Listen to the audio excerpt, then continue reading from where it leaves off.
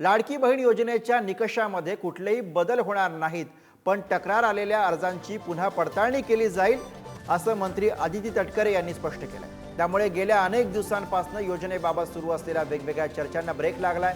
आज झालेल्या कॅबिनेट बैठकीनंतर बोलताना तटकरे यांनी लाडकी बहीण योजनेबाबत ही माहिती दिली। दरम्यान कुठल्या अर्जांची पडताळणी होणार आहे आणि योजनेचे निकष नेमके काय आहेत आपण बघूया। ज्या महिलांचं उत्पन्न 2.5 लाखापेक्षा जास्त आहे त्यांची पडताळणी होईल।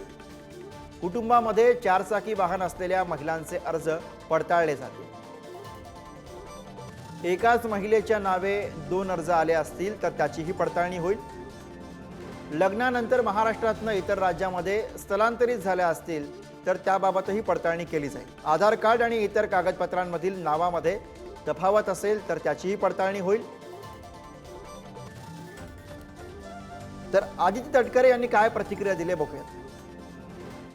मुख्यमंत्री दोन्ही उपमुख्यमंत्र्यांसोबत त्या संदर्भातली जी चर्चा आहे ती केल्यानंतर काही बाबी GR मध्ये जो शासन निर्णय आहे याच्यामध्ये कुठलाही बदल न करता त्याच जे निकष आहेत ते जे त्याच्यामध्ये आपण बाबी निश्चित केलेल्या आहेत त्यालाच अधीन राहून काही व्हेरिफिकेशनचा आम्ही एक